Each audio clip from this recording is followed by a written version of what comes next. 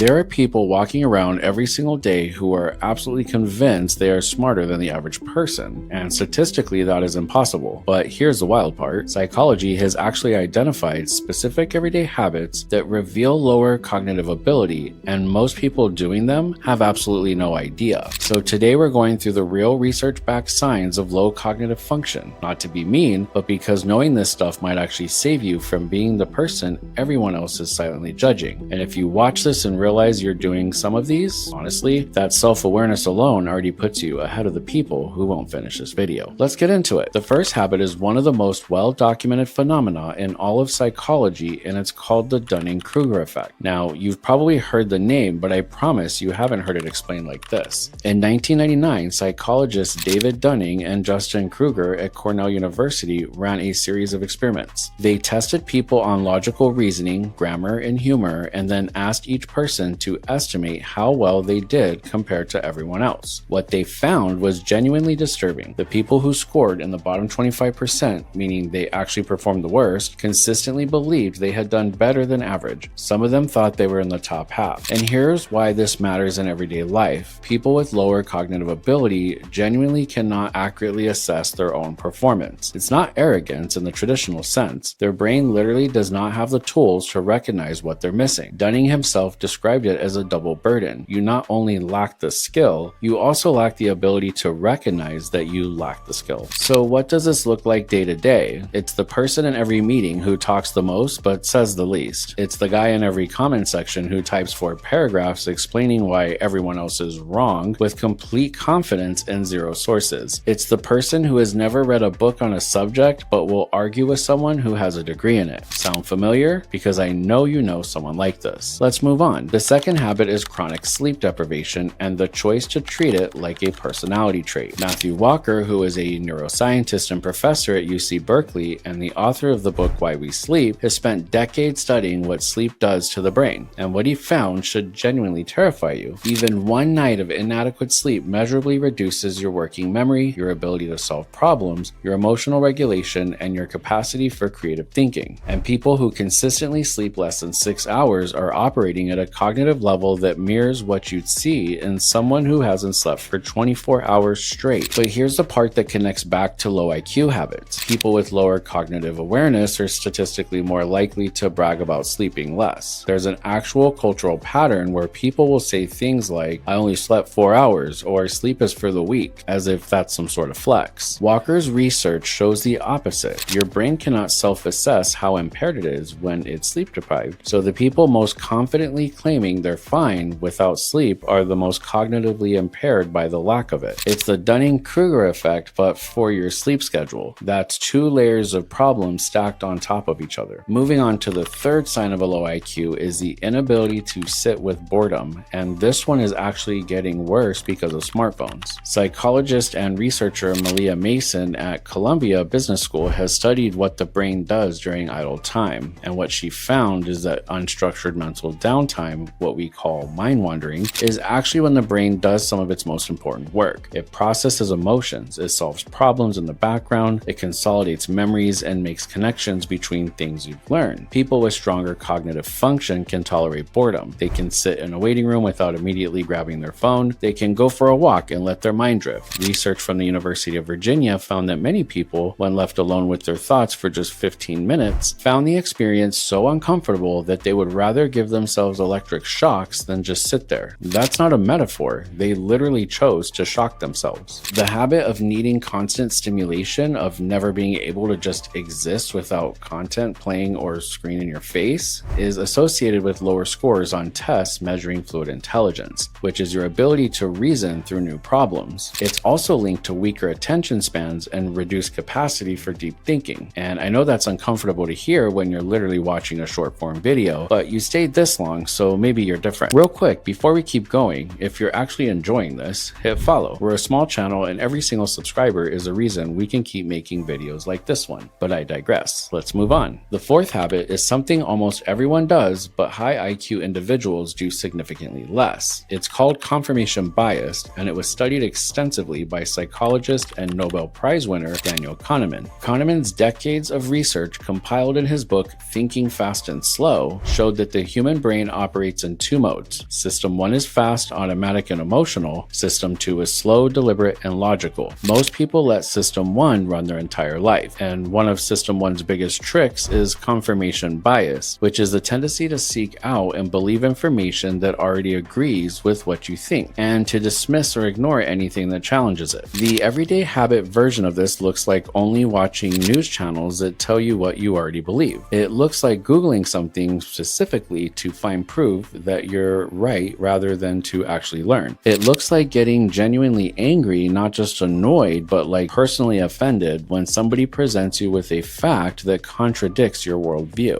Kahneman found that people with higher analytical intelligence are significantly better at catching themselves doing this. They're more likely to steelman the opposing view before dismissing it. They're more comfortable with uncertainty. They can say the words, "I might be wrong about this," and actually mean it. People operating with lower cognitive flexibility, which is closely tied to IQ, will double down. They will find the one article, the one tweet, the one random guy on YouTube that agrees with them and use that as their entire foundation of their argument. And then they will die on that hill. At a family dinner, every Thanksgiving, you know who exactly I'm talking about. Moving on to number 5. The 5th sign is one that hits close to home for a lot of people, and it's the habit of never finishing things. Psychologist Angela Duckworth at the University of Pennsylvania has studied what she calls grit, which is a combination of passion and perseverance over long periods of time. And what she found is that the ability to delay gratification and push through difficulty is one of the strongest predictors of success and cognitive outcomes. This actually connects to the original marshmallow test from the 1960s by psychologist Walter Mischel at Stanford. Kids were offered one marshmallow now or 2 marshmallows if they could wait, and follow-up studies tracked those kids for decades. The ones who could wait showed better academic achievement, better health outcomes, and stronger cognitive performance well into adulthood. The habit of constantly starting things and never finishing them, of quitting a course the moment it gets hard, of abandoning a skill the second it stops being fun, is directly associated with lower scores on tests measuring executive function and cognitive control. And this isn't about motivation. It's about the brain's ability to project into the future, to weigh long-term reward against short-term discomfort, and to regulate impulse. People with higher cognitive capacity are better at doing all 3 of those things, not because they're tougher people, because their brain is literally better at computing the future. On to number 6. The 6th habit is something that is going to annoy you because it's so common. It's the habit of outsourcing all opinions. You've met this person. They have no actual positions on anything. They don't know what music they like until someone tells them it's popular. They don't know what to think about a news story until they see what their friends are saying, and they change their entire stance on something based on who's in the room. Psychologist Solomon Asch ran some of the most famous conformity experiments in history in the 1950s. He showed people 2 lines and asked which was longer. It was obvious. One was clearly longer than the other, but when actors in the room confidently gave the wrong answer, a significant number of real participants went along with it, even though they could see with their own eyes that the answer was wrong. What made it worse is that the participants who conformed most easily showed lower scores on tests of independent reasoning. The brain that can hold its own position in the face of social pressure, that can say, "No, I actually think I'm right here," even when it's uncomfortable, is a brain running stronger executive function. The brain that folds immediately and just agrees to avoid conflict or social rejection is working from a place of lower cognitive confidence, and that shows up everywhere in how people vote, in what they buy, and in what they believe. Onwards to number 7. The 7th sign is a daily habit of reactive communication, meaning always saying the first thing that pops into your head with zero filter. Neuroscientist Antonio Damasio at the University of Southern California has done extensive research on the prefrontal cortex, which is the part of your brain responsible for impulse control, planning, and social judgment. And what Damasio's work shows is that people with strong prefrontal cortex function literally have a slight delay between feeling something and acting on it. That delay is where rational thought happens. People with lower cognitive function, particularly in executive function and fluid intelligence, show measurably less activity in the prefrontal cortex during social situations. And the behavioral result is that they say whatever they feel immediately, without thinking about consequences. They fire off the angry comment. They say the thing at the worst possible moment. They make the impulsive decision and then act surprised when it blows up in their face. What's wild is that this is one of the easiest habits to spot in someone else and one of the hardest to spot in yourself. Because by definition, if you're doing it, you're not pausing to reflect. You're just reacting over and over and over and calling people sensitive when they push back. Let's move on to our last habit. The eighth and honestly the most uncomfortable sign is this: the habit of never being curious. Psychologist Todd Kashdan at George Mason University has spent years studying intellectual curiosity and its relationship to intelligence and well-being. And what he found is that curiosity is not just a personal trait, it's a cognitive behavior, and it's one that can be measured, tracked, and correlated with IQ scores. People with higher cognitive ability are measurably more likely to ask follow-up questions. They're more likely to say, wait, how does that work? They read beyond the headline. They want to understand the mechanism, not just the fact. They find weird niche things interesting and go down rabbit holes at 2 in the morning because they genuinely cannot stop wanting to know more. People operating with lower cognitive engagement do the exact opposite. They're not curious. They take things at face value. They hear a fact and just file it away as trivia without asking what it means or why it's true. And they're not bothered by not wanting to know things. They're actually fine with it. Kashdan's research found that curiosity is one of the strongest behavioral predictors of cognitive growth over time, which means if you're not curious, you're not growing. And if you're not growing, the gap between you and the people who are growing just gets wider every year. So here's where we land. Psychology is not here to call anyone dumb. It's here to show you the patterns. And the reason this stuff is uncomfortable is because none of us like to think we might be on the wrong side of these habits. But the people who can actually watch a video like this and go, okay, I recognize some of these in myself, let me think about it, are already doing something that a lot of people can't do. The Dunning-Kruger effect means the least aware people in the room will watch this and think it's about everyone else. And the most self-aware people will watch this and quietly wonder if it's about them. And that question, that willingness to sit with uncertainty about your own mind, is itself a sign of strong metacognition. So tell me in the comments, which one of these hit different? Which one are you definitely sending to someone you know without telling them why? And because I know you're thinking of a specific person right now, and that person will never see this coming. That's all I got for today. If this video made you think, made you laugh, or made you low-key uncomfortable, that means it did its job. Don't forget to hit that subscribe button and be on the lookout for more content dropping weekly. And remember, stay crisp.